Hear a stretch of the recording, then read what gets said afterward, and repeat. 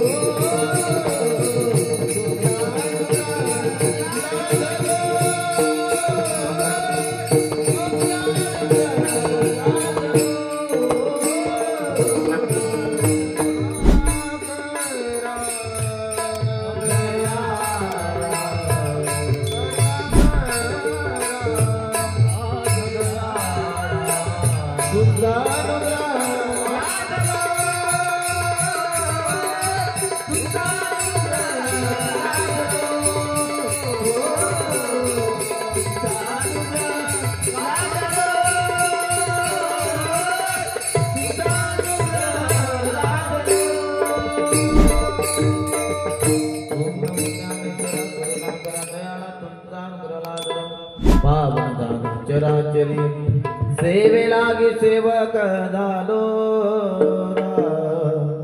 तुमच्या लागलो निज चरणा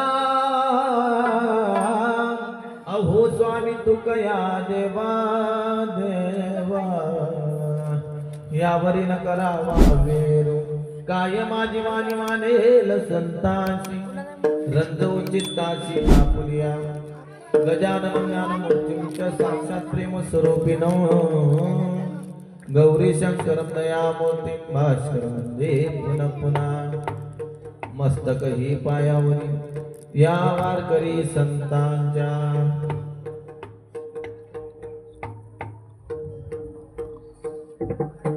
स्वामी काज गुरुभक्ती पितृवचन सेवापती हिची विष्णूची महापूजा अनुभावना ही तुझ्या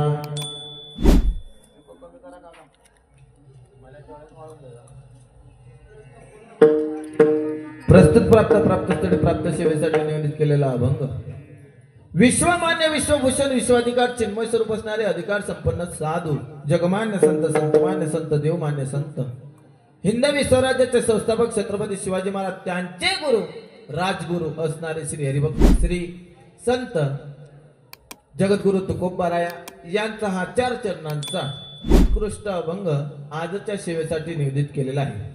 प्रस्तुत अभंग जगद्गुरु श्री तुकोबारायांचा आहे। प्रस्तुत अभंगातून जगद्गुरु श्री तुकोबाराया या भरकटलेल्या जीवांना उपदेश करतात। अभंगावर बोलण्यापूर्वी थोडासा पर्याय निष्ठ आहे, तो म्हणजे असा सेवक किम निमित्त आहे मंडपामध्ये असतील त्यांना सांगायचं कामच नाही का। जे मंडपाच्या परिसरामध्ये असतील आजूबाजूला त्यांना देखील माहिती आहे आणि तसेच जे घरी झोपलेले असतील महादेव बाबांच्या पुढचे त्यांना देखील माहिती आहे, नाही का। गेल्या 31 वर्षापासून आपल्या या कुंभारवाडी मोठा बारगण आकोट या कुंभारवाडीमध्ये दरवर्षीप्रमाणे यावर्षी सुद्धा गेले 31 वर्ष झाले। यावर्षी आपण 32व्या वर्षामध्ये पदार्पण केलेलं आहे। पत्रिकेत 32 वर्ष आहे, मग असे ऐकलं मी 33 वर्ष आहे, 32 आहे ना, 32 वर्ष झाले आपल्या या पदार्पण केलं या सप्ताहाने। सुंदर महाराज भव्य दिव्य स्वरूपाचं आयोजन या कुंभारवाडी वासियांनी केलेले आहे।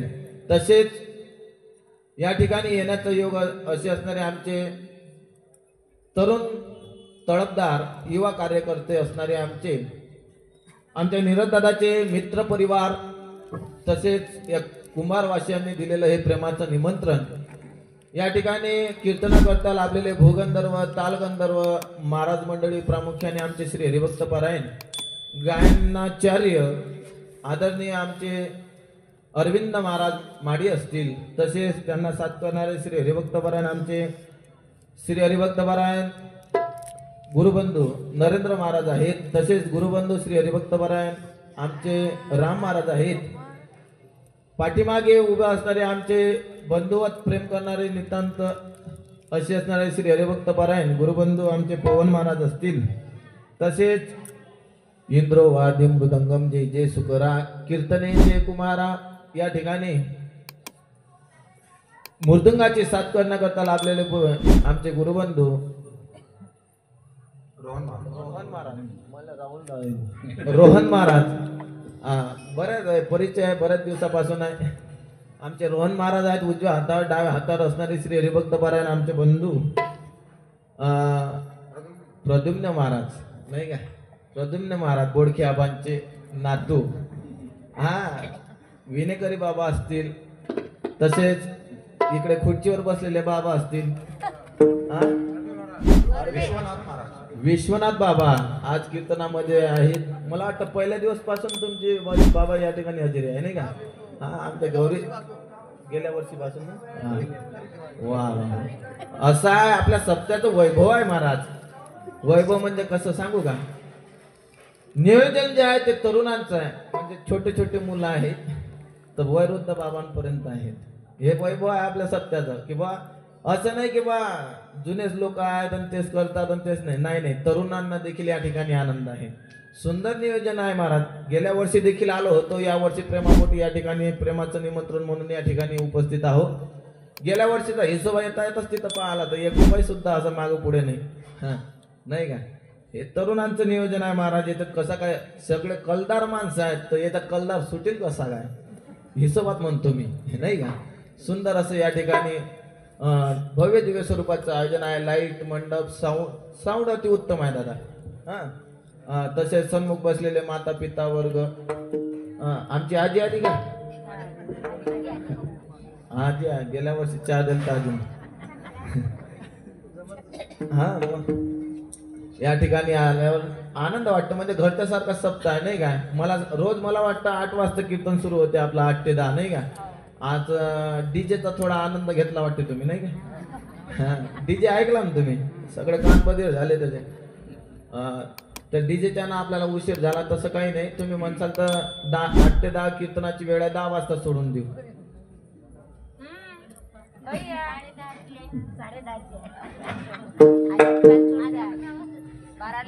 बाराले म्हणजे 2 तास मोजूनच द्यायचं काय. या धुऱ्याहून त्या धुऱ्यावर वावर घेतल्याशिवाय घरी जायचं नाही नाही. मजुरी तेवढीच द्यायला लागेल असं काही विषय नाही. आपलं 10:30 पावणे 11 वाजेपर्यंत सेवा करू मन शांत रातभरही चालतं तसं काही नाही. पण हे वारकरी संप्रदायाची परंपरा अलिखित स्वरूपाची आहे की प्रवचन म्हटलं की 1 तास नाही का, कीर्तन म्हटलं की 2 तास. बाबू पिक्चर म्हटलं किती तास असते रे. हुशार विद्यार्थी समोर बसत असतात, तू बोललं पाहिजे. पिक्चर किती तास. सत्यविजय टॉकीज मध्ये जात असतं का. 3 तास. बरोबर. मला सांगा आता तमाशा रात्रभर असते नाही काय. पण आता हा आपला तमाशा नाही. विठ्ठला विठ्ठला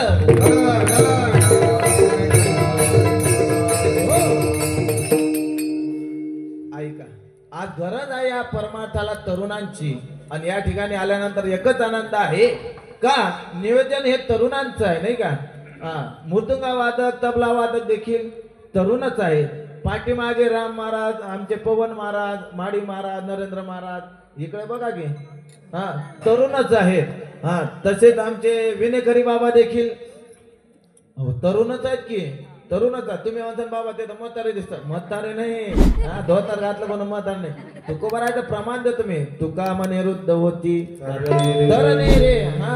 आणि सन्मुख बसलेले वर्ग देखील श्रवणाकरता बसलेले तरुण आहेत. तरुणांचं नियोजन आहे. वादक तरुण आहे, टाळकरी मंडळी तरुण आहे, विनेकरी बाबा तरुण आहेत, ऐकणारे तरुण आहेत. फक्त कीर्तनकारच म्हातारा आहे नाही का. धोत्रावर नका जाऊ. तरुणच आहे. हे एक तरुणांची गरज आहे महाराज. मी नाही सांगत, तुकोबाराय बोलतात की तरणा भाग्यवंत नटे हरी कीर्तना. तरणा भाग्यवंत नटे हरी कीर्तनात. आज गरज आहे मला तरुणांची. हा या ठिकाणी सुंदर असं हे बरं. एक तरुणांचा मेळ कसा आला माहित आहे का? हे एकमेकाचे मित्र जे आहेत ना, हे एकमेकाला सहाय्य करायचं आहे. आणि हा सार्वजनिक जो शब्द आहे याचा विको कमी करा हो जरा. हा सार्वजनिक जो शब्द आहे ना, या तरुणांच्या शिवाय होऊच शकत नाही. कारण ते मित्र एकमेकाला सहकार्य करत असतात. एकमेका सहाय्य करू अवघे धरू सुपंत. पण मित्रही कसे असले पाहिजेत बरं का. हा मित्र तसे असले. मित्र असे नसले पाहिजेत. कार्य वेळा राम हो चाल तू पाजली होती का, आज मी पाचतले का कशी. अनाशे बायकोला 1500 रुपये आले. बंद झाले वाटते. बंद झाले नाही काय. पण महाराज आज गरज आहे तर तरुणांची. हा मित्र कसा असला पाहिजे. एक सुंदर त्या इंस्टाग्रामवर व्हिडिओ व्हायरल झाला. हो दुःख डवायला उमरा सारखा मित्र बनव्यामध्ये गारव्या सारखा. मित्र बनव्यामध्ये गारव्या सारखा. मित्र कसा असला पाहिजे. दुःखात मागे आणि सुखात जागे. ना तुम्ही मग कसं पुढे म्हणून राहिले. मित्र दुःखात पुढे असला पाहिजे म्हणजे ढाल बनून राहिला पाहिजे. हा आणि ज्यावेळेस सुख असलं त्यावेळेस म्हणेन बाबू तूच आनंद घे मी काही येत नाही. मित्र असा पाहिजे की दुःखात त्याने सहभाग घेतला पाहिजे. हा आज या तरुण मंडळी हे एकमेकाचे मित्र एकमेकाला सहाय्य करतात. असे त्यांच्या हातून सुंदर असे उपक्रम होतात. आज गरज आहे महाराज या उपक्रमाची. आपल्या ज्यांच्या अमृतुल्य वाणीतून आपण या ठिकाणी श्रीमद भागवत कथेचं रसपान करत आहात असे असणारे माझ्या वडिलांची मी राशिका देवा. हा आमच्या परंपरेमध्ये बोडके बाबांच्या परंपरेमध्ये असलेले आमची वैष्णवी दिदींच्या अमृतुल्य वाणीतून आपण कथेचं रसपान करत आहात. भाग्यवान मंडळी आहे महाराज. हा या ठिकाणी तुमचा काही जास्त वेळ घेणार नाही. कमी वेळात ते तुम्हाला सोडणार नाही. ऐका अभंग जगद्गुरु तुकोबारायांचा. हे तुकोबाराय भरकटलेले जीवांना उपदेश करतात महाराज. हा या अभंगावर बोलण्यापूर्वी मी तुमच्या समोर वारकरी संप्रदायातले 5 पंचप्राण कुठले आहेत ते तुमच्या समोर ठेवण्याचा प्रयत्न करतो. ऐका वारकरी संप्रदायामध्ये पंचप्राण त्यामधला एक महाभारत, 2 रामायण, 3 भागवत, 4 ज्ञानेश्वरी आणि 5 म्हणजे तुकोबारायांचा गाथा. त्याच्या अगोदर मला एक तुमच्या समोर प्रश्न मांडायचा आहे. आज काय आहे. आज एकादशी आहे नाही का. कोणाकोणाला आहे. वा वा वा वा भरपूर झाले. काही वार वा प्रदमनली आहे म्हणतो.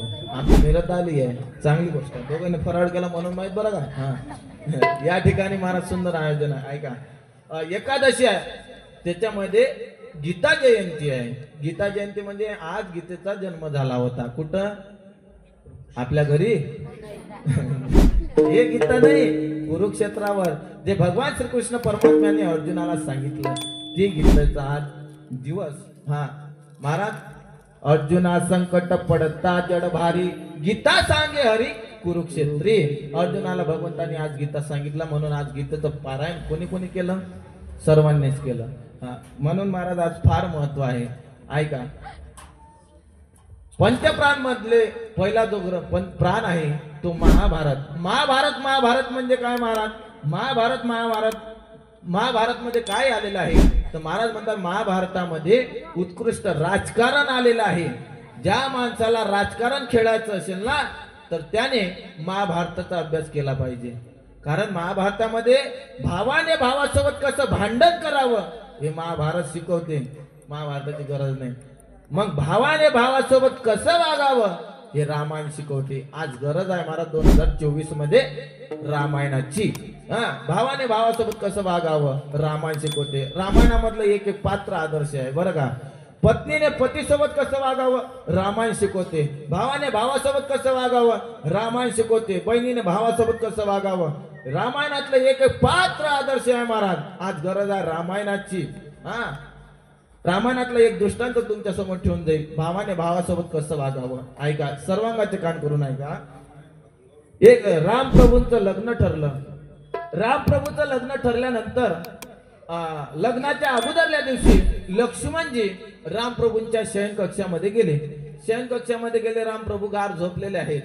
गार झोपलेले असताना लक्ष्मणजी जातात, रामप्रभूंचे चरण आपल्या मांडीवर घेतात आणि लक्ष्मणजी रामप्रभूच्या चरणाची सेवा करतात.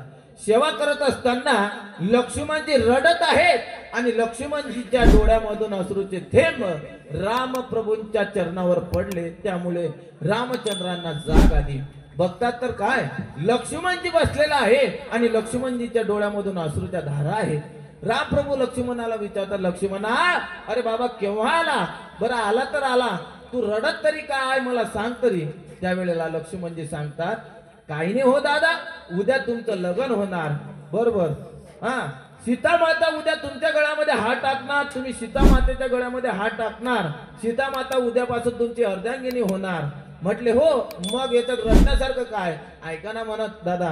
लक्ष्मणजी म्हणतात, दादा उद्या तुमचं लग्न होणार, सीता माता तुमची अर्धांगिनी होणार आणि तुमच्या चरणाची सेवा उद्यापासून सीता माता करणार. तुमच्या चरणाची सेवा माझ्याच्याने नाही घडणार, याच्यासाठी दादा मी रडत आहे. ऐका, रामायणातले लक्ष्मणजी रडत आहेत कशा करता की उद्यापासून आपल्या भावाच्या चरणाची सेवा आपल्याला भेटणार नाही, याच्यासाठी लक्ष्मणजी रडतात. ऐका, आता 2024चा जर विचार केला ना तर 2024च्या विचारामध्ये आपल्याला पाहण्यास मिळतं की अर्ध्या गुंट्यासाठी लहाना भाऊ मोठ्या भावाच्या डोक्यामध्ये कुराळ घालायला मागं पुढे पाहत नाही महाराज. हा, आज गरज आहे हो. कशाला? कशाची? रामायणाची. रामायणाची आज गरज आहे. मला सांगा, भावाने भावासोबत कसं वागावं, जसे लक्ष्मणजी रामप्रभू सोबत वागले. हा, मला सांगा, पत्नीने पतीसोबत कसं वागावं, जशी सीता माता रामप्रभू सोबत वागली तसं पतिव्रतेचं आचरण सीता मातेसारखं करायचं. मला सांगा, ज्या वेळेला रामप्रभूला वनवास झाला, वनवास कोणाला होता? फक्त सीता मातेला होता का? लक्ष्मणजीला होता का? नाही. पण भावाने भावाला संकटात देखील साथ दिली. सीता मातेला होते का वनवास? नाही. सीता माता देखील संकटामध्ये आपल्या पतीला साथ देण्याकरता वनवासाला गेले. महाराज, सीता माता पतिव्रता होते, बरोबर ना? पतिव्रता तिला म्हणतात. हा, ते म्हणजे सीता माता. तसे पतिव्रतेचे 5 नाव सांगितलेले आहे.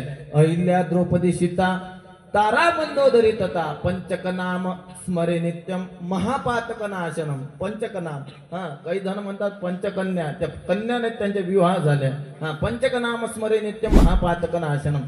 त्यामधली सीता माता ज्यांनी संकटात देखील आपल्या पतीला साथ दिली, म्हणून तिला पतिव्रता असं म्हणतात. महाराज, 2024च्या जर पतिव्रतेचा विचार जर केला तर आपला विचार आपल्याला जवळ ठेवा. आपला पती सकाळपासून रात्रभर शेतामध्ये राब कष्ट करतो बिचारा. घरी आल्यानंतर खूप दमतो, थकतो, नाही का? हाताच्या काळा जीवाचं रान करून आपल्या रक्ताचं पाणी पाणी करतो ना आपल्या संसाराला पोचतो. घरी आल्यानंतर बरं सुख आहे का त्याला? नाही. बाई साहेब काय करतात, आपल्या 10 वाजे लोक घरचं काय सामान सगळं काम सर्व आवडतात, झोपून राहतात. हा बिचारा शेतातून येतो 12 वाजता, म्हणते होय ऐक ना, असंच म्हणतात काय? मला अनुभव नाही. निदान 1 ग्लास तरी पाणी दे बा. ते काय हे झोपलेली असते बरं का. हे म्हणते हे बघा तिथंच माठ आहे, तिथंच गडवा आहे, तुम्ही प्या. काय अनुभव आहे महाराज, याला म्हणतात अनुभव कोण महाराज? तुम्हालाही आहे म्हणा. 2024च्या पतिव्रतेचा जर विचार केला तर महाराज हा अनुभव तुमच्या समोर आहे. हा, पती बिचारा सकाळपासून संध्याकाळपर्यंत शेतामध्ये राब कष्ट करतो, घरी येतो, हे म्हणते का हो तुम्ही आपल्या संसारासाठी भरपूर कष्ट करता, तुमचे हात पाय दुखत असतील नाही का? असं वाटतं मला माझ्या मनाला की तुमचे पाठ दाबा, तुमचे पाय दाबा, तुमचं डोकं दाबा. असं वाटतं माझ्या मनाला की एकदा तुमचा नरडाच. 2024च्या पतिव्रतेचे विचार सांगतो महाराज, पण हे त्या ठिकाणी जोडत नाही. आज रामायणाची गरज आहे. हा, आज प्रत्येक घराघरामध्ये रामायणाची गरज आहे. म्हणून दुसरा जो पंचप्राण आहे तो रामायण आहे. तिसरा जो ग्रंथ आहे पंचप्राण तो म्हणजे भागवत. ज्या भागवत ग्रंथाचा आपण रसपान करत आहोत. भागवत म्हणजे काय महाराज? किंवा प्रकाश चिदानंदे गतिरेच्या त्रिलोकी वरिष्ठ सर्वशास्त्राना तरणीभूत भवानी. इति भागवत. भागवत म्हणजे काय? ज्या भागवतामध्ये 12 स्कंद आहेत, 345 अध्याय आहेत. तसे 335 अध्याय आहेत. अगोदरच्या पूर्वार्धामध्ये 10 अध्याय आलेले आहेत, असे 345 अध्याय आहे. भागवतामध्ये काय आहे महाराज, भक्ताचं आणि देवाचं चरित्र त्याच्यामध्ये आहे. भागवत म्हणजे काय, ज्ञानोबा रायाला विचारा. ज्ञानोबा राय म्हणतात भागवत म्हणजे भागवतामध्ये भक्ताचं आणि देवाचं चिंतन आलेलं आहे. आणि जो भक्ताचं चिंतन ऐकतो, श्रवण करतो, सांगतो, तो भगवंताला अतिप्रिय आवडतो. ज्ञानोबा राय बोलतात की तेही मज प्राण परते आवडते जे निरुते जे भक्त चरित्राते प्रशंसती विठाल.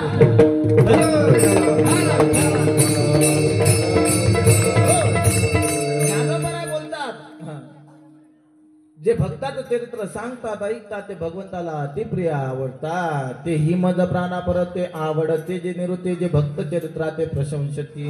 म्हणून भागवत डोळ्यासमोर ठेवा. जगामध्ये काही असे वाङ्मय आहेत की वेळ असला तरी वाचू नये. काही वाङ्मय असे आहेत वेळ असला तरी वाचू नये. काही वाङ्मय असे आहेत वेळ असला तरच वाचावं. आणि काही वाङ्मय असे आहे वेळातून वेळ काढून वाचलं पाहिजे. वेळ असला तरी वाचू नये असे वाङ्मय आज मार्केटमध्ये आपल्याला पाहायला मिळतात. महाराज म्हणतात वेळ असला तरी ते वाचू नये. जे वाङ्मय वाचल्यानंतर आपल्या मनाला वाईट त्याचे परिणाम होतील, जे वाङ्मय वाचल्यानंतर आपले विचार दूषित होतील, असे पुस्तक असे वाङ्मय कधीच वाचू नये. वेळ असला तरी वाचू नये. वेळ असला तरच वाचावं. काय वाचावं? लग्नपत्रिका, वर्तमानपत्र वेळ असला तरच वाचावं. आणि वेळातून वेळ काढून काय वाचलं पाहिजे? जनाबाई बोलतात हो वाचावी ज्ञानेश्वरी, हो वाचावी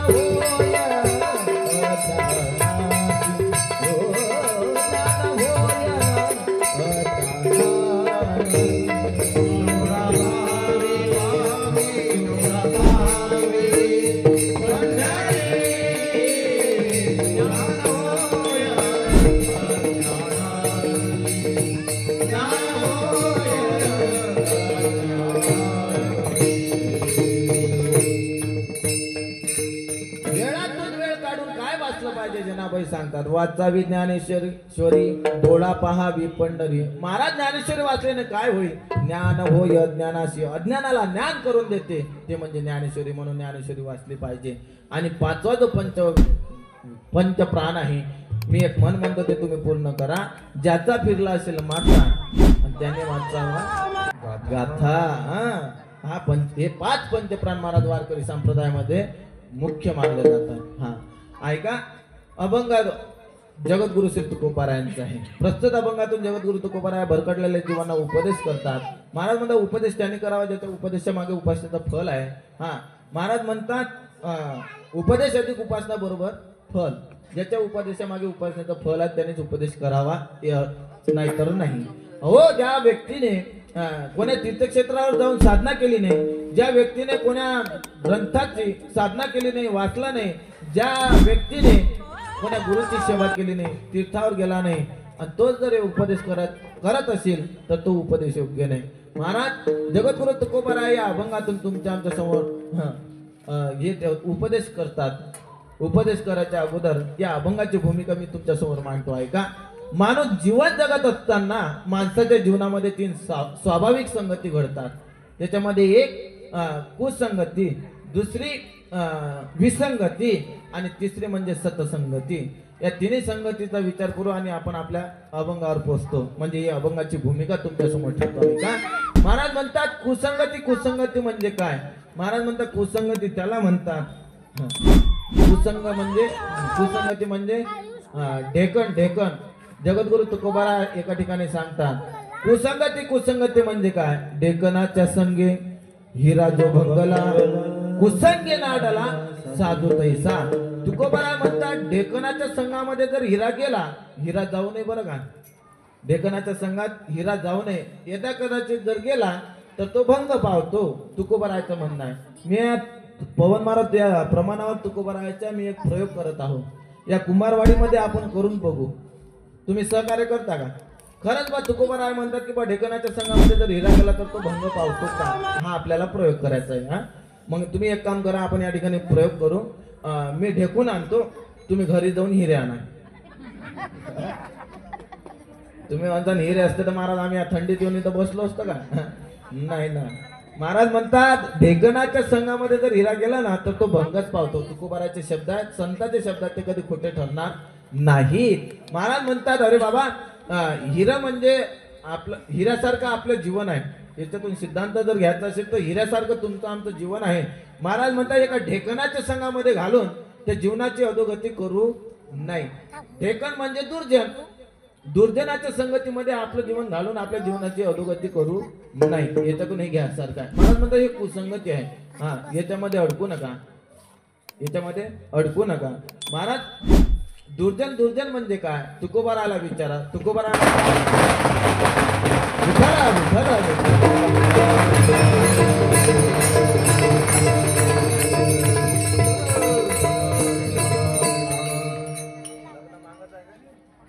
बर बड्डे आहे बाबा आणि आम्हाला बोलावं लागत होतं बा.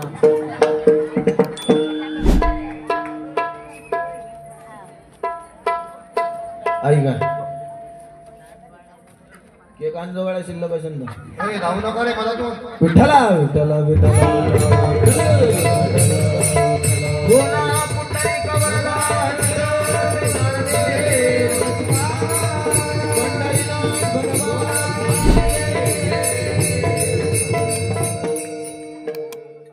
ऐका सर्वांचे काम करून ऐका, जास्त वेळ नाही घेत मी तुमचा.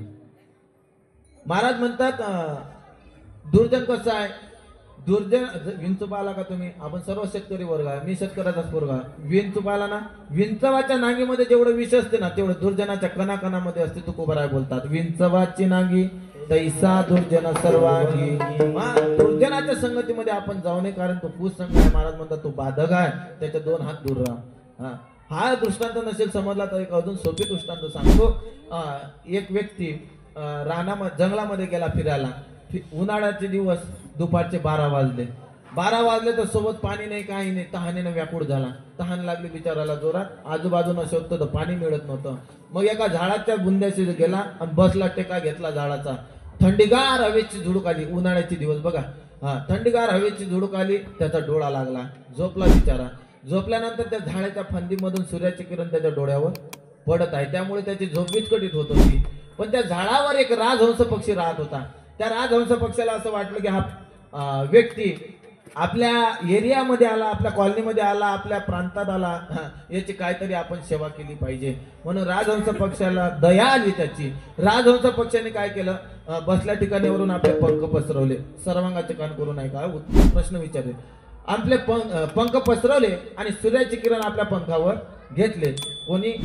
राजहंस पक्षाने घेतल्यानंतर आता तो पांतस्थ माणूस गाढ झोपीत आहे. तेवढ्यात कावडा आला. कावड्याला असं वाटलं की आपला मित्र राजहंस, या राजहंसाने या पांतस्थ माणसाची, या व्यक्तीची सेवा केली. आपला देखील कर्तव्य आहे, अतिथी देवो भव, म्हणून आपले कर्तव्य आहे की त्या व्यक्तीची आपण सेवा करावी.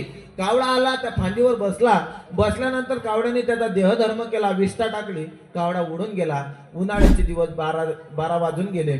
विष्ठा टाकली, ते विष्ठा कावड्याची त्या पांतस्थ माणसाच्या, त्या व्यक्तीच्या कपाळावर पडली. उन्हाळ्याचे दिवस, कपाळाला थंड लागत आहे. बघितलं तर काय? बघितलं तर विष्ठा. वर बघितलं, राजहंस पक्षी दिसला. कावडा तर उडून गेला. काहीच विचार नाही केला, कुठलाच विचार नाही केला या व्यक्तीने. महाराज म्हणतात या विचार करण्याची शक्ती हे फक्त मनुष्यालाच असते. विचार केलाच पाहिजे. एक वाक्य बोलू का? घटना घडण्याच्या अगोदर जो केला जातो त्याला विचार असे म्हणतात, आणि घटना घडल्यानंतर जो केला जातो त्याला पश्चाताप असे म्हणतात. मग आपण विचार करायचा का पश्चाताप करायचा? या व्यक्तीने कुठलाच विचार केला नाही. बाजूचा एक दगड घेतला, वर भिरकावला.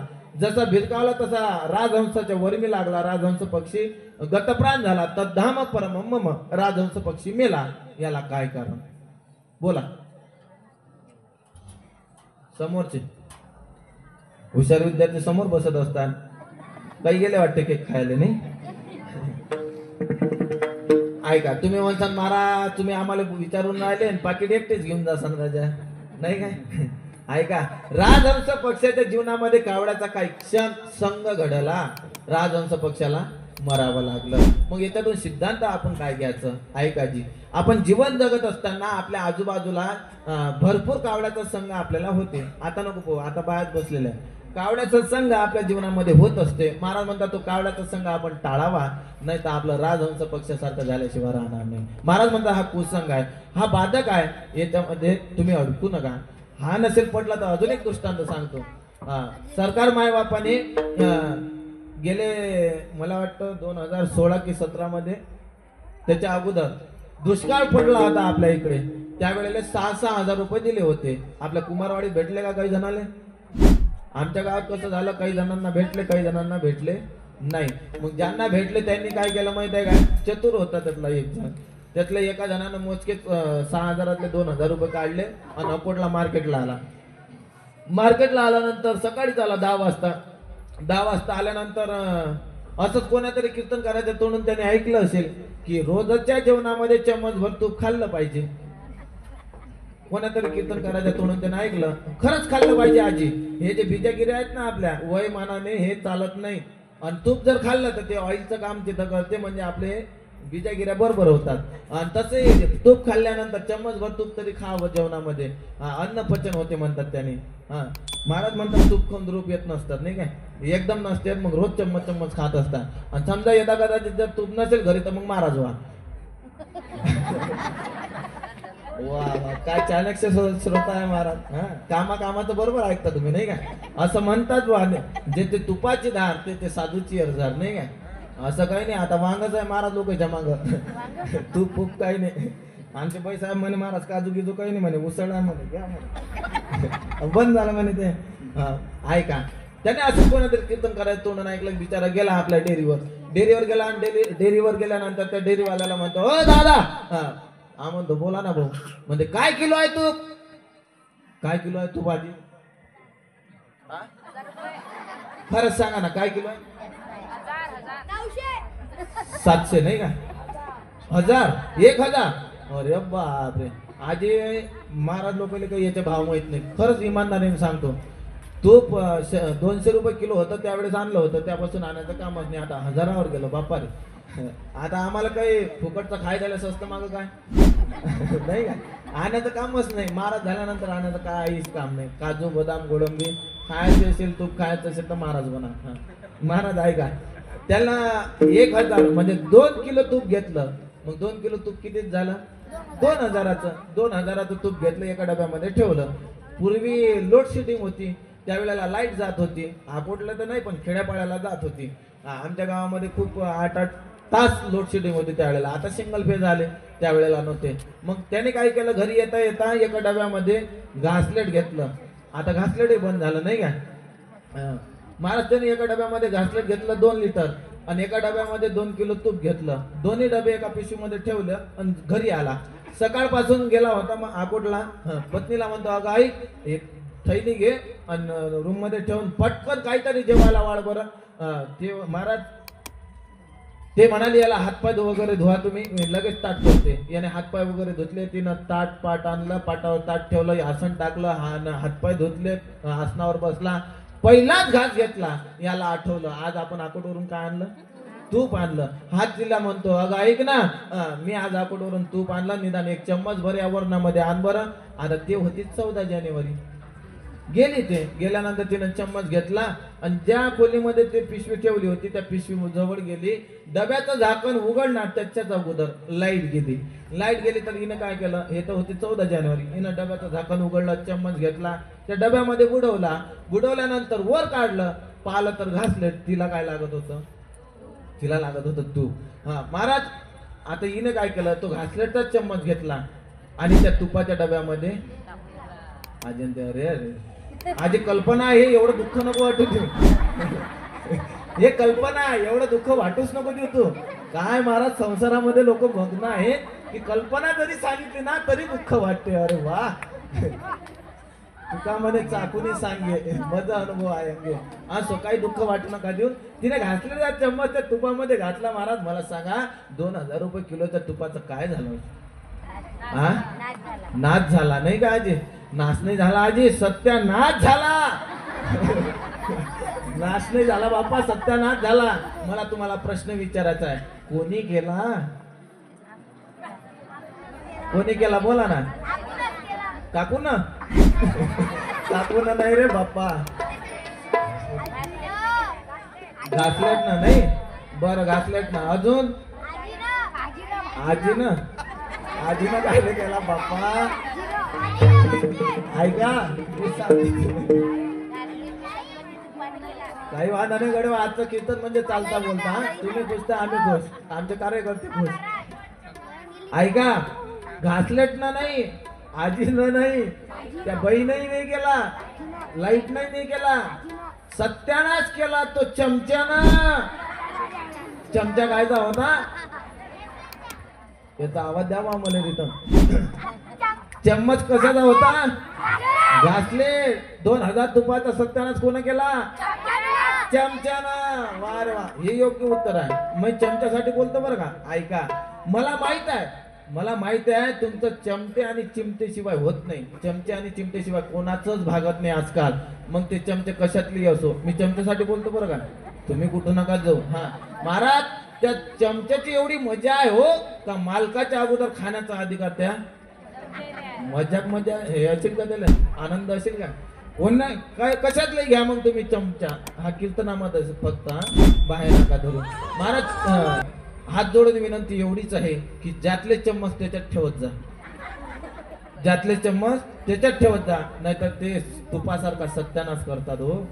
हा, माझा दृष्टांत अपुरा राहू नये म्हणून पुढे सांगतो. आता त्या बहिणी काय केलं माहितीये का? 4-5 चम्मच तूप घेतलं आणि त्या घासलेट मध्ये टाकलं. मला सांगा, त्या घासलेटचं काय बिघडलं?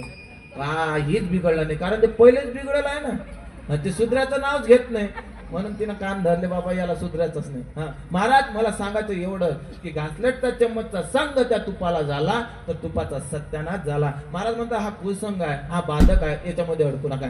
चला, दुसरी जे संगती आहे ते विसंगती. विसंगतीचा जर विचार केला ना तर ही घडतही नाही आणि ही घडविताही येत नाही, ही घडत राहते. बरं, मग विसंगती म्हणजे काय? एका वाक्यात सांगू का? आमदार, खासदार, कीर्तनकार, बाई दिसला की थंडागार, घरची बरं का. हा, तर मग कोणही असो, हे विसंगती आहे. बाई म्हणजे विसंगती. मी नाही सांगत, तुकोबाराय सांगतात.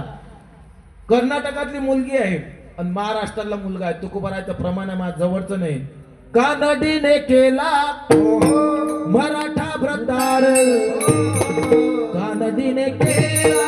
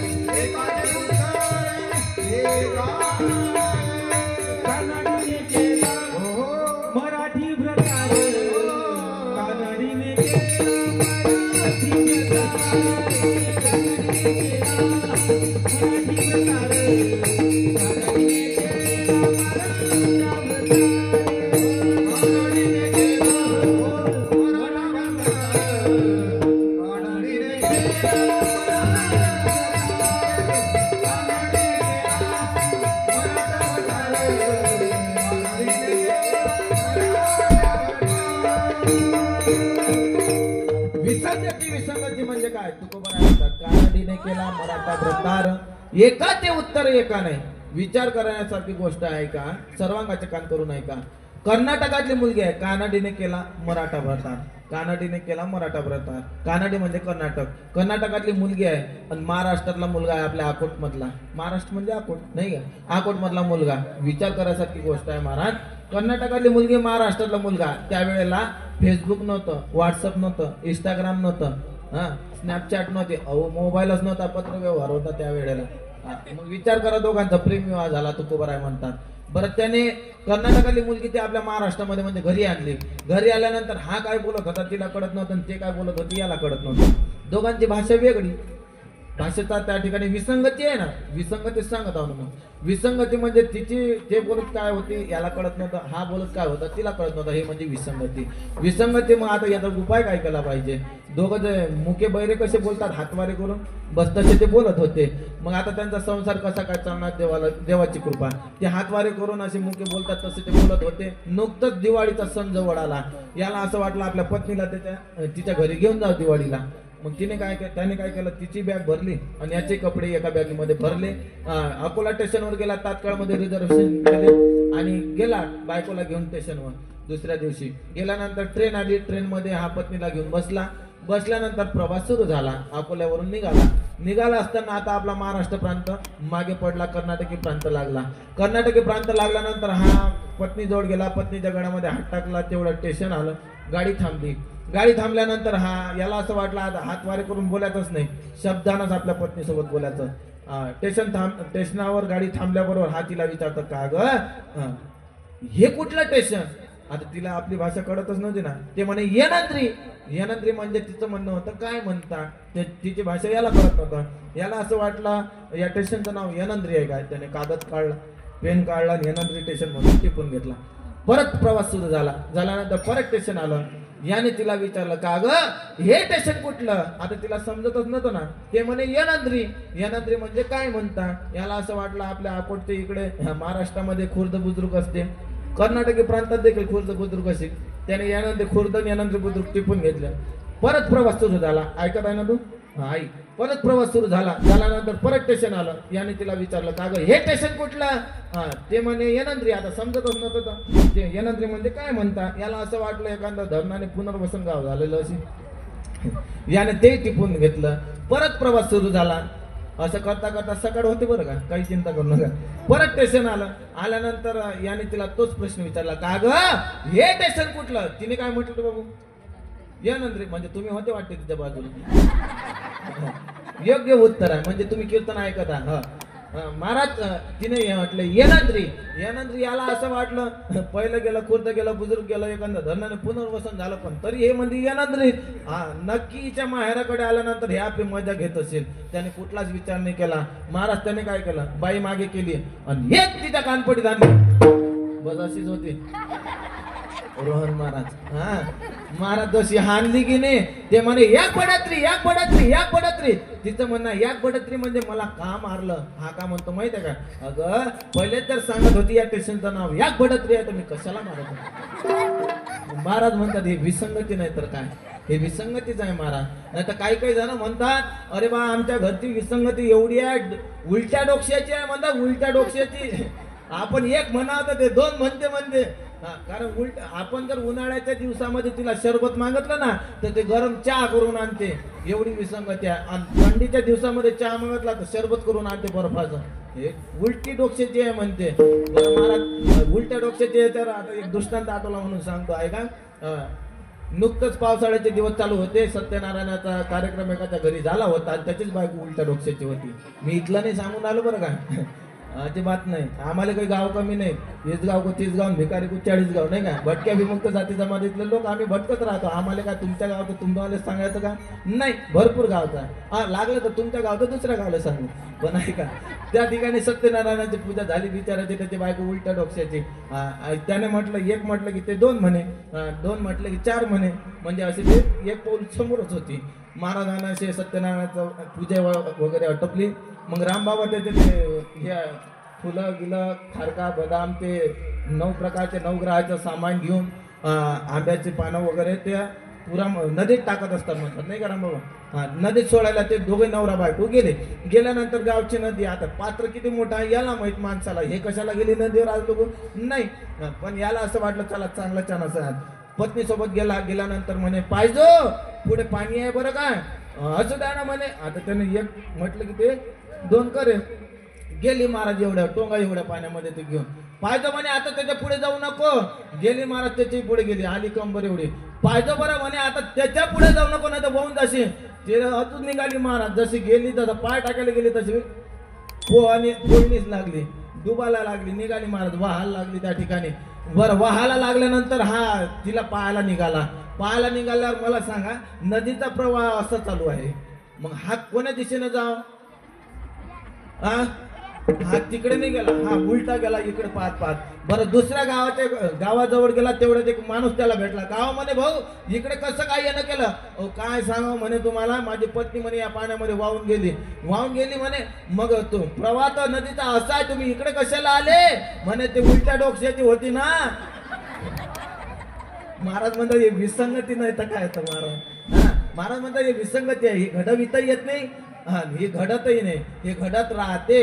पहिली कुसंगती दुसरी विसंगती आणि तिसरी म्हणजे सतसंगती ही मात्र करावी लागते. महाराज काही साधक मंडळी जगद्गुरु तुकोबारायकडे गेले.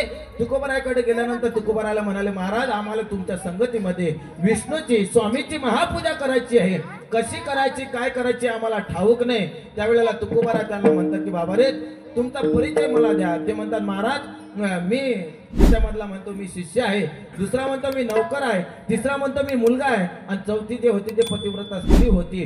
ते म्हणाले महाराज आम्हाला चौघांना स्वामीची विष्णूची महापूजा सांगा. जगद्गुरु तुकोबाराय त्या साधकांना अभंगाच्या प्रथम चरणामध्ये स्वामीची विष्णूची महापूजा कशी करायची याचं उत्तर सांगतात. हो हो हो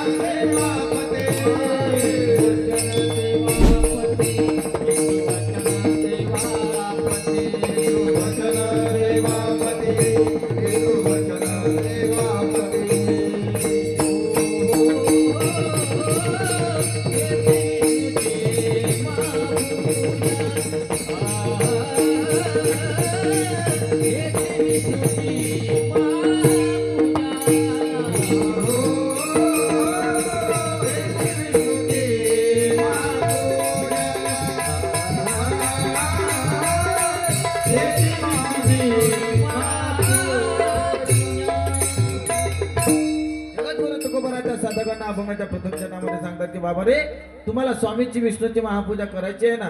हो म्हटले महाराज. मग तुकोबाराय त्याला सांगतात स्वामी का गुरु भक्ती पितृवचन सेवापती हीची विष्णूची महापूजा अनुभव नाही दुजा. ते साधक मंडळी म्हणाले तुकोबाराय आम्ही तुमच्या संगतीमध्ये याच्यासाठी आलो की आम्हाला साधा सरळ सोपं लक्षात येईल असं सांगा. त्यावेळेला तुकोबाराय त्याला सांगतात की बाबा रे तुम्ही एक जण समोर या आणि मला सांगा तुम्ही तुमचा परिचय द्या. त्यावेळेला एक जण समोर गेला तुकोबारायचं दर्शन घेतलं आणि तुकोबारायला म्हणाला तुकोबाराया मी नौकर आहे मला सांगा स्वामीची विष्णूची महापूजा कशी घडेल. त्यावेळेला तुकोबाराय त्याला सांगतात स्वामी काज स्वामी म्हणजे मालक आणि काज म्हणजे काम. तुझे मालक तुला जे काम सांगतात ना ते तू इमानदारीनं कर. हा त्याच्यामध्ये तू निष्ठा ठेव. तुझ्या तुझ्या मालकाचं कधी तू मन दुखवू नको. तुझे मालक तुला जे देतील तू त्याच्यात समाधानी राहा. हा याच्यातूनच तुला स्वामींची विष्णूची महापूजा घडेल. म्हणजे कसं महाराज माझ्या लक्षात नाही आलं त्यावेळेला तुकोबारा त्याला सांगतात की बाबा रे, जसं हनुमंतरायाने रामप्रभूंची सेवा केली ना त्या पद्धतीनं तू तुझ्या मालकाची सेवा कर. अहो हनुमानजीने ज्या वेळेला श्री रामचंद्र प्रभूंची सेवा केली त्याचं फळ काय भेटलं हनुमंतरायाला सांगू. आज प्रत्येक गावागावामध्ये श्री रामचंद्र प्रभूंचं मंदिर असेलच सांगता येत नाही, पण सेवेचं बळ किती मोठं की आज प्रत्येक गावागावामध्ये गाव त्या ठिकाणी हे झाले, काय झाले, पुनर्वसन झाले. तिथून उठून गेले. गाव त्या ठिकाणी माणसंच नाही, पण हनुमंतराय त्या ठिकाणी आहेत. आज प्रत्येक गावागावामध्ये हनुमंतराय आहेत. हा सांगायचं तात्पर्य की श्री रामचंद्र प्रभूंची सेवा केली, दास्यत्व निकट हनुमंत पै केले, म्हणून देखिले रामचरण. हनुमंतराय सारखी सेवा कर बाबा तू तुझ्या मालकाची. याच्यातूनच तुला गुरुची विष्णूची महापूजा घडेल. महाराज नौकरामध्ये अनेक प्रकार सांगितले. काही नौकर सांग कामे असतात, काही रिकामे असतात, निकामे असतात, काही वाढ कामे असतात, काही सांगून न ऐकणारे असतात, पण आपल्याजवळ वेळ कमी आहे. हे प्रकार मांडून दिले. पुढे जर योग आले तर सांगणार ते. चला दुसरं जे आहे तो मला ठीक आहे स्वामींची विष्णूची महापूजा अशी करायची. मला समजलं जशी हनुमंतरायाने रामप्रभूंची केली त्या पद्धतीने मी करण्याचा प्रयत्न करतो. होणार तर नाही पण प्रयत्न करील. मी माझ्या मालकाचं कधी मन नाही दुखवणार. महाराज म्हणले ठीक आहे बाळा. त्याने दर्शन घेतलं आणि बाजूने उभा झाला. दुसरा आला. महाराज म्हणलं तुझा परिचय दे. त्याने सांगितलं महाराज मी शिष्य आहे, मला सांगा स्वामींची विष्णूची महापूजा कशी करायची. महाराज त्याला सांगता गुरुभक्ती हीच विष्णूची महापूजा. गुरुभक्ती म्हणजे तू तुझ्या गुरुची सेवा कर. तुझे गुरु जे तुला देतील तू ते समाधानीनं घे. गुरुचं मन कधी दुखवू नको. महाराज आता जर विचार केला ना गुरुचा आणि शिष्याचा तर लोभी गुरु आहेत आणि लालची चेले आहेत. महाराज गुरुच्या मनामध्ये लोभ आहे. कुठला एखादा श्रीमंत शिष्य पायाचा त्याच्या गळ्यामध्ये आपण माळ घालायची आणि आपल्या आश्रमाचं बांधकाम त्याच्या हातून करून घ्यायचं. गुरुच्या मनामध्ये लोभ आहे. आणि शिष्यही लालची आहेत ना महाराज. एखादा गुरु मठाधिपती पायाचा त्यांच्या हातून माळ टाकून घ्यायची आणि गुरु गेल्यानंतर मठ आपला. शिष्य लालचे आहे, लोभी. महाराज म्हणतात लोभी गुरु लालची चेला दोनो नरक में ठेलम ठेला. तुकोबाराय बोलतात तुका म्हणे ऐसे गुरु शिष्य पण लालची असतील लोभी असतील तर विठोबाची आणि नरका जाती असे गुरु शिष्य पाहिजेत नाही. महाराज म्हणतात त्याला सांगतात तुकोबाराय अरे बाबा जसं स्वामी विवेकानंदांनी रामकृष्ण परमहंसाची सेवा केली ना त्या पद्धतीनं तू तुझ्या गुरुची सेवा कर. जशी श्री संत भास्कर महाराजांनी समर्थ सद्गुरू श्री गजानन महाराजांची सेवा केली ना त्या पद्धतीनं तू तुझ्या गुरुची कर. जशी माऊली महावैष्णव ज्ञानोबरायांनी निवृत्तीनाथ रायांची सेवा केली ना त्या पद्धतीनं तू तुझ्या गुरुची सेवा कर. याच्यातूनच तुला गुरुची विष्णूची महापूजा घडेल. त्याने एकदम तुकोबाराचं दर्शनच घेतलं महाराज आणि बाजूला उभं राहिला. तिसरा जो आला तो म्हणला महाराज मला सांगा गुरुची विष्णूची महापूजा कशी घडेल. महाराज म्हणले तुझा परिचय दे. तो म्हणला महाराज मी मुलगा आहे, मला सांगा स्वामीची विष्णूची महापूजा कशी घडेल. त्यावेळेला तुकोबाराय बोलतात पितृवचन हीच विष्णूची महापूजा. मग जगद्गुरु श्री तुकोबारायांनी अभंगाच्या प्रथम चरणामध्ये पितृ शब्द वापरला, मातृ वापरला नाही. पण तुकोबारायला या अभंगातून सांगायचं आहे की बाबा रे तू तुझ्या आई वडिलांच्या वचनाचं पालन कर. तू तुझ्या आई वडिलांच्या वचनाचं पालन कर. याच्यातूनच तुला विष्णूची महापूजा घडेल. महाराज आपले संस्कृती आपल्याला सांगतात. काय सांगतात. मातृदेव भव पितृदेव भव. मातेला देव माना पित्याला देव माना. आपली संस्कृती आपल्याला सांगतात. पण अलीकडे 2024 मध्ये जर विचार केला ना तर माता पित्याला देव मानणं तर सोडा, माता पित्याला महाराज वृद्धाश्रमामध्ये टाकलं जातं. माता पित्याचा वचनाचं पालन या ठिकाणी करताना नाही दिसत. हा कलियुगाचा जास्त प्रभाव झाला म्हणा. पण महाराज आजकाल माता पिता वृद्धाश्रमाची संख्या वाढत आहे. बरं वृद्धाश्रमामध्ये माता पिता कोणाचे आहेत. गरीबाचे नाही श्रीमंताचे आहेत. गरीबाचे नाही श्रीमंताचे आहेत. अहो सांगू का तुम्हाला 2011 मध्ये पंढरपूरला चतुर्मासाला होतो मी. श्री हरिभक्त पारायण वैकुंठवासी भजन प्रिय असणारे आमचे रामचंद्र बाबा बोधे बाबांच्या सहवासामध्ये 4 महिने चतुर्मास 4 महिने त्या ठिकाणी थांबलं असताना तिथे एक वृद्धाश्रम आहे, रामकृष्ण हरी वृद्धाश्रम. त्या ठिकाणी अमरावतीचे टेकाडी मावशी आहेत. त्या टेकाडी मावशीने तो त्या ठिकाणी वृद्धाश्रम काढला. त्या ठिकाणी आम्ही जात असतो. आताही आषाढीला जर गेलो ना दर्शनाकरता तर वृद्धाश्रमामध्ये आम्ही मुक्काम करतो. त्या ठिकाणी गेल्यानंतर मला तिथले जे म्हातारे आहेत त्या ठिकाणी गेल्यानंतर ते आमच्यावर प्रेम करतात महाराज. प्रेम करतात, आमचा लाड करतात, आम्हाला खाऊ देतात आणि पैसेही देतात. म्हटलं आजी एवढं तू कशा करता. मग ते वेळेला ते आजी सांगत होती की महाराज तुम्ही येता ना तर आम्ही तुम्हाला आमचे मुलं म्हणून तुमच्यात पाहतो आणि आम्ही तुमच्यावर प्रेम करतो, आमचा मुलगा समजून. तुम्ही आल्यानंतर आमचे नातवंड आम्हाला तुमच्यात दिसतात म्हणून आम्ही तुम्हाला प्रेम करतो, तुमच्यावर प्रेम करतो. महाराज त्या आजीला मी सहज म्हटलं आजी तुला मुलं बाळ नाहीत का ग? आजी म्हणे 4 आहेत महाराज, 4. एक क्लास 1 ऑफिसर आहे, एक वकील आहे, एक कलेक्टर आहे. खूप मोठे मोठे बंगले आहेत म्हणे महाराज. एक अमेरिकेत राहते, एक रशियात राहते, एक इंग्लंड मध्ये राहते. खूप मोठे मोठे घर आहेत म्हणे त्यांच्या संसारामध्ये ते मग्न आहेत. म्हटलं तुला भेटीला येतात की नाही? नाही महाराज. या ठिकाणी आणून सोडलं, सांगितलं होतं का 1 महिन्यानंतर मी तुला घ्यायला येईल. 1 महिना नाही महाराज, 12 वर्ष झाले तरी मुलगा मला भेटीला आला नाही. त्या म्हातारीच्या डोळ्यामध्ये अश्रू येत होते आणि ती म्हातारी आम्हाला सांगत होती महाराज एक वाक्य बोलतो म्हणजे माझ्या बोलण्याचं लक्षात येईल. एक बाप 4 मुलाला वागवतो, बरोबर ना? एक बाप 4 मुलाला वागवतो, पण 4 मुलं एका बापाला वागू शकत नाही. ही खंताची गोष्ट आहे. हे कोणाला सांगता येत नाही. त्याच्यातही हिसावाटी होतात महाराज. तो म्हणते आई तू घे, 2 असले तर बाबा मला दे, याच्यात हिसावाटी नाही. अरे ज्यांनी हाताचे काळे रक्ताचं पाणी जीवाचं रान रात्रीचा दिवस दिवसाची रात करून तुम्हाला लहानाचं मोठं केलं, तुम्ही त्यांचे हिस्सावाट्या करता म्हातारे झाल्या. नका करू रे. त्यांच्यात प्रेम नसेल होत तर त्या दोघात तरी फूट पाळू नका. ते दोघच बिचारे एकामेकावर प्रेम करतील आणि जीवन जगतील. नका करू. त्या ठिकाणी वृद्धाश्रमामध्ये बघा त्या म्हातारी आजीचा अंतकाळ जवळ आल्यानंतर या टेकाडे मावशीने तिच्या मुलाला फोन केला. म्हणले बाबा अरे तुझ्या आईचा अंतकाळ जवळ आला, तू त्यांना भेटण्याकरता ये. तो म्हणला मावशी या ठिकाणी मला खूप काम आहे, माझं येणं होत नाही, मला रिकाम पण नाही, मला वेळ नाही. तुम्ही त्यांची काळजी घ्या, पैसा किती लागो मी तुम्हाला द्यायला तयार आहे. महाराज काही दिवसानंतर ती म्हातारी मरण पावली. मरण पावल्यानंतर टेकाडे मावशीने कॉल केला त्याला. म्हणले बाबा तुझ्या आईचं तुझी आई या ठिकाणी मरण पावली, तिला देव आज्ञा झाली, निदान तिच्या अंतकाळाच्या वेळेला अग्नी द्यायला तरी तू या ठिकाणी ये. तो का म्हणला माहित आहे का?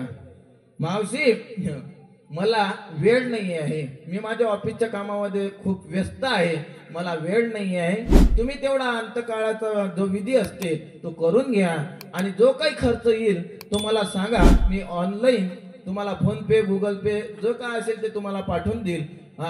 पण मी येऊ शकत नाही, मला बोलू नका. तुम्हाला सांगू का आपल्या संस्कृतीमध्ये 16 संस्कार सांगितलेले आहे. 16 संस्कार महाराज, त्याच्यातले 15 संस्कार माता पिता आपल्या मुलांवर करतात आणि 16वा जो संस्कार आहे ना तो मुलगा माता पित्याचा करतो, तो म्हणजे अंतकाळ, म्हणजे शेवटचा अग्नी, 13वी वर्ष श्राद्ध. हे जो 16वा संस्कार सांगितला हा मुलगा पित्याचा करत असतो, तो 16 संस्कारापैकी. पण तो म्हणला मी येऊ शकत नाही, मला वेळ नाही. हो महाराज एवढं काय घेऊन बसता. एक सांगू का, आपल्याच विदर्भामध्ये घडलेली घटना आहे की एका बापाने मुलाची आई मरण पावली, मुलगा लहान होता. त्या बापाने आपल्या मुलाला लहानाचं मोठं केलं महाराज. दुसऱ्याच्या शेतामध्ये राब कष्ट करत होता. कष्ट करताना जो पैसा येत होता तो आपल्या मुलाच्या शिक्षणाकरता लावला. तुम्ही ऐकता ना? ऐका, आपल्याच विदर्भातली घडलेली घटना सांगतो. त्या ठिकाणी दुसऱ्याच्या शेतामध्ये कष्ट करायचे, पैसा जमा करायचा आणि मुलाच्या शिक्षणाला लावत होता. मुलगा म्हणाला बाबा या पुण्यामध्ये शिक्षण व्यवस्थित नाही वाटत, मला चांगल्या कॉलेजमध्ये ऍडमिशन करायची आहे, थोडा पैसा पाठवा अजून. बापाने रात्र आणि दिवस राब कष्ट केले महाराज. पैसा पुरवला मुलाला आणि सांगितलं तुला वाटेल त्या ठिकाणी तू ऍडमिशन कर. मुलगा मुंबईमध्ये गेला. मुंबईमध्ये ऍडमिशन केली. त्या ठिकाणी उच्च शिक्षित झाला. झाल्यानंतर तिकडेच नोकरी पाहिली, तिकडेच छोकरी पाहिली आणि तिकडेच लग्न केला. त्याचा संसार थाटला महाराज. जिथपर्यंत पैशाची गरज होती तिथपर्यंत वडिलाला कॉल केला. आता गरज संपली, नोकरी आहे, आर्थिक अडचण तंदुरुस्त आहे, पत्नी आहे, लेकरं आहेत, बाकरं आहेत. बापाला असं वाटलं आपला मुलगाचा अजून फोन नाही आला. कमीत कमी 6 महिने झाले मुलाचा फोन नाही आला. पण शेवटी आई वडिलांचं अंतकरण आहे महाराज. ते आई वडिलांचं अंतकरण कसं असते, लोण्याचा गोळा पाहिला का? आता नवीन लोकांनी नाही पाहिला पण जुन्या लोकांना माहित आहे. लोण्याचा गोळा जेवढा मऊ असते ना तेवढा आई वडिलांचं अंतकरण मऊ असते महाराज. त्या ठिकाणी शेवटी बाबाला दया आली. दया आल्यानंतर बापालाच असं वाटलं की आपल्या मुलाला वेळ नसेल. त्याला भेटण्याकरता मुंबईला गेला. मुंबईला गेल्यानंतर फाटके कपडे होते, फाटकं धोतर होतं, मळलेली टोपी, मळलेलं दुपट्ट होतं. गेला मुंबईला गेल्यानंतर मुलाच्या ऑफिसच्या कंपाऊंडच्या बाहेरच्या गेटवर बाप उभा आहे आणि कंपाऊंडच्या आतमध्ये ऑफिसच्या गेट जवळ मुलगा आहे. आजूबाजूला क्लास 1 ऑफिसर आहेत, मित्रपरिवार आहे. हे म्हातारे बाबा तिथूनच आवाज देतात त्याला, बाळासाहेब, हो बाळासाहेब. बाळासाहेबांनी बघितलं, अरे बापरे हे तर आपले वडील आहेत. पण बापाच्या अंगावर फाटलेलं धोतर, फाटलेलं शर्ट, मळलेली टोपी, मळलेलं दुपट्ट पण बाळासाहेबांनी पाहून न पाहण्यासारखं केलं. त्या ठिकाणी बापाने आवाज दिला म्हाताऱ्यानं, हे बाळासाहेब, बाळासाहेब. बापाने पाहिलं मुलगा पाहून न पाहण्यासारखं करत आहे. पण बाळासाहेबाच्या आजूबाजूला जे मित्र होते ना ते सांगत आहे, बाळासाहेब अहो मगापासून ते म्हातारे बाबा तुम्हाला आवाज देत आहे, कोण आहेत बघा तरी. बाळासाहेबांनी बघितलं, बापाच्या अंगावरलं फाटलेलं धोतर, फाटलेलं शर्ट, मळलेलं टोपी, मळलेलं दुपट्ट पाहून बाळासाहेबाला लाज वाटली. बाळासाहेब मित्राला म्हणता, ते का, ते तर माझ्या कामावरचे गडी आहेत. बापाने ऐकलं तसं बापाच्या डोळ्यामधून अश्रूच्या धारा लागल्या महाराज. जशा धारा लागल्या बापाने मान खाली घातली. तसाच रेल्वे पकडली, घरी आला. घरी आल्यानंतर एक कागद घेतला, पेन घेतला. पेन घेतल्यानंतर बाळासाहेबाला बाप पत्र लिहितो, चिरंजीव बाळासाहेब ऐका, अहो हेच ते माझ्या अंगावरचे कपडे, फाटलेलं धोतर, मळलेलं शर्ट, मळलेलं दुपट्ट, मळलेली टोपी पाहून तुम्हाला लाज वाटली ना बाळासाहेब या कपड्यांची? तर याच कपड्यावर मी राबराब कष्ट केले, हाताचे काळे, जीवाचं रान, रक्ताचं पाणी, दिवसाची रात, रात्रीचा दिवस केला, पैसा कमावला बाळासाहेब आणि तुम्हाला त्या नोकरीवर लावलं बाळासाहेब. ते हेच कपडे. बाळासाहेब ऐका, मी तुम्हाला, तुमचा कॉल नाही आला, काही नाही आला, मी तुम्हाला भेटण्याकरता त्या ठिकाणी आलो. आल्यानंतर तुमच्या ऑफिसच्या कंपाऊंडच्या समोरून उभं राहून तुम्हाला आवाज देऊ लागलो, बाळासाहेब, ओ बाळासाहेब. तुम्ही माझ्याकडे पाहून न पाहण्यासारखं केलं. त्याचं कारण हेच कपडे, ते फाटलेलं धोतर, फाटलेलं शर्ट, मळलेलं दुपट्ट, हे पाहून तुम्ही पाहून न पाहण्यासारखं केलं. तुमच्या मित्राने सांगितलं, बाळासाहेब मगापासून ते म्हातारे बाबा तुम्हाला आवाज देतात, कोण आहेत होते? तर तुम्ही सांगितलं माझ्या अंगावरले कपडे पाहून की तो माझ्या कामावरचा गडी आहे. काही हरकत नाही बाळासाहेब, ऐका, मला काही दुःख वाटलं नाही बाळासाहेब. पण एक ऐका, एक वाक्य ऐका बाळासाहेब माझं. तुमच्या समोर जर कदाचित एखादा व्यक्ती कोटा सुटा बुटामध्ये जर आला ना तर त्याला बाप म्हणून आपल्या मायची गमवू नका. तिथंच पूर्णविराम दिला आणि गळफास घेतला, फाशी घेतली महाराज. मला सांगा, जो आई वडिलांची सेवा करत नसेल, जो आई वडिलांच्या वचनाचं पालन करत नसेल, तो मुलगा नसला तरी चालेल, नसला तरी चालेल महाराज. आज गरज आहे अशा कार्यक्रमाची. मला सांगा ना, अशा कार्यक्रमातून जर या लहान लहान मुलाच्या कानांवर जर असे संस्कार पडत असतील, चांगले पडत असतील, तर खरं सांगा हे लहान लहान मुलं आई वडिलांना वृद्धाश्रमात टाकतील का? हो, नाही टाकतील. आज गरज आहे महाराज या तरुणांची. या तरुणांनी जो हा उपक्रम या ठिकाणी उभा केला ना, भगवंताच्या चरणी मी प्रार्थना करेल त्यांच्या हातून याहीपेक्षा मानवतेच्या सर्वांगीण विकासाचे कार्य देव त्यांच्या हातून याहीपेक्षा मानवतेच्या सर्वांगीण विकासाचे कार्य घडून घेऊ. त्यांना बुद्धी असे देऊ महाराज. आज गरज आहे या कार्यक्रमाची. या तरुणां, जेवढे तरुण या ठिकाणी असतील ना, माऊलीची शपथ सांगतो, हे जे मंडळी आहे ना, नवीन तरुण, या आई वडिलांना वृद्धाश्रमात कधीच टाकणार नाही, कधीच टाकणार नाही. तुम्हाला सांगू का, आज आई वडिलांची सेवा करा. माऊली ज्ञानोबा ज्ञानेश्वरीमध्ये बोलतात की आपल्या आई वडिलांचं जर तुम्ही रोज दर्शन घेतलं ना तर सर्व तीर्थांचं दर्शन झाल्यासारखं आहे. आई वडील सर्व तीर्थ आहेत आपल्या आई वडिलांच्या चरणावर. ज्ञानोबा बोलतात की सकल तीर्थाची धुरे जेई का माता पितरे तया सेवेचे कीर शरीरे लोन कीजे सकळ तीर्थाचे दुरे जे का माता पितरे माऊली ज्ञानोबा म्हणतात सर्व तीर्थ आपल्या आई वडिलांमध्ये आहेत म्हणून रोज उठल्यानंतर आंघोळ केल्यानंतर देवाचं दर्शन घ्या, तुळशीचं दर्शन घ्या, आई वडिलांचं दर्शन घ्या. सर्व तीर्थाचं दर्शन झालं. जो आई वडिलांसोबत जर धड बोलत नसेल ना, ज्ञानोबा राय बोलतात त्याच्यासारखा मूर्ख माणूस कोणी नाही या जगामध्ये. तरी घरी माता पितरा धड बोली नाही संसारा ए र विश्वभरी आदरा मूर्खो जैसा विठ्ठला विठ्ठला.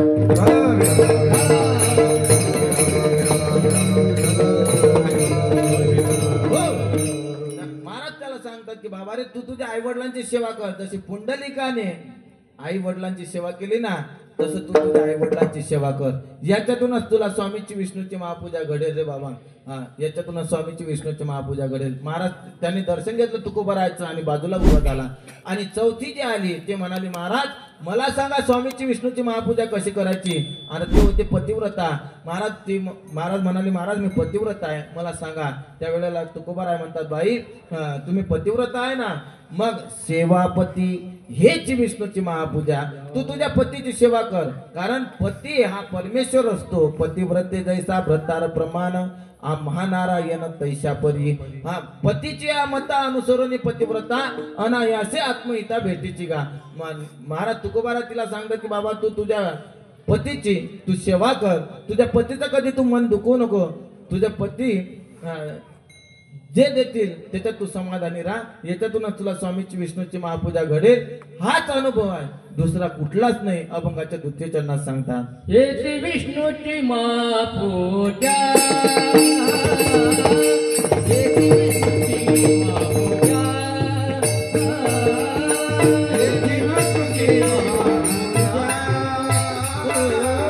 हेची विष्णूची महापूजा